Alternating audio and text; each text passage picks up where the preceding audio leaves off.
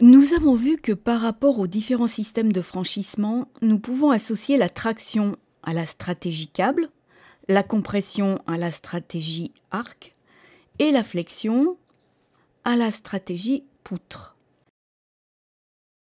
Chacune de ces stratégies est le résultat d'une évolution qui a amené les architectes et les ingénieurs à concevoir des systèmes capables de franchir des portées de plus en plus importantes, tout en minimisant les épaisseurs et donc le poids.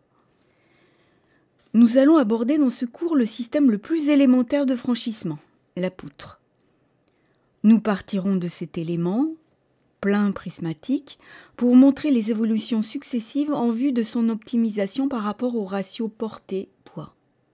La poutre est un solide dont l'une des trois dimensions, la longueur, est beaucoup plus importante que les deux autres.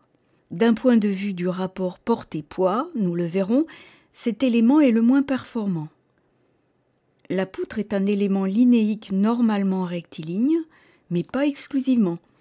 Nous pouvons par exemple avoir des poutres courbes.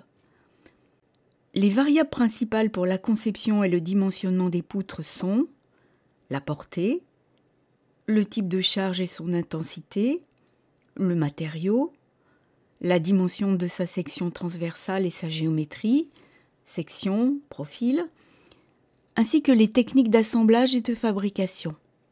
Nous pouvons affirmer que ce solide, lorsqu'il est utilisé pour franchir un vide, résiste en flexion. Or, nous pouvons remarquer que le fléchissement de la poutre engendre l'apparition de forces internes. Plus particulièrement, l'application d'un moment fléchissant engendre une flexion dans la poutre, qui devient le siège d'une distribution linéaire de contraintes de compression et de traction.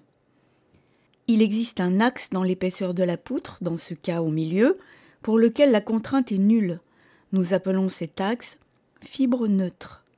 Ces contraintes sont normales, c'est-à-dire perpendiculaires à la section et proportionnelles à la distance Y ou Z de l'axe neutre. Comme nous pouvons le voir, traction et compression produisent des déformations, c'est-à-dire un raccourcissement dans la partie supérieure et un allongement dans la partie inférieure. On retrouve les valeurs maximales de traction et de compression en correspondance des fibres extrêmes. Les résultantes de ces contraintes de traction et de compression ont même direction et intensité, mais en sens contraire. Elles agissent à une certaine distance, comme un couple s'opposant au moment fléchissant. Suite à l'action du moment fléchissant, on observe donc une flexion dans la poutre. L'axe longitudinal de la structure, initialement rectiligne, se déforme selon une courbe dont la configuration dépend des conditions aux appuis. Nous appelons déformée de la poutre la configuration que la poutre prend lorsqu'elle est chargée. À parité de charge, si l'on augmente la portée, le moment fléchissant augmente. Il faut donc accorder beaucoup d'attention au dimensionnement d'une poutre.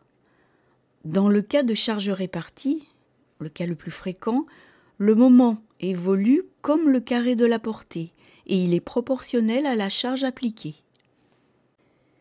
Mais il y a une autre grandeur importante à considérer, la géométrie de la poutre et la distribution de la matière autour de l'axe neutre. Faisons l'expérience suivante. Sollicitons avec une charge répartie une poutre de section rectangulaire sur deux appuis. Nous pouvons la charger à champ ou à plat.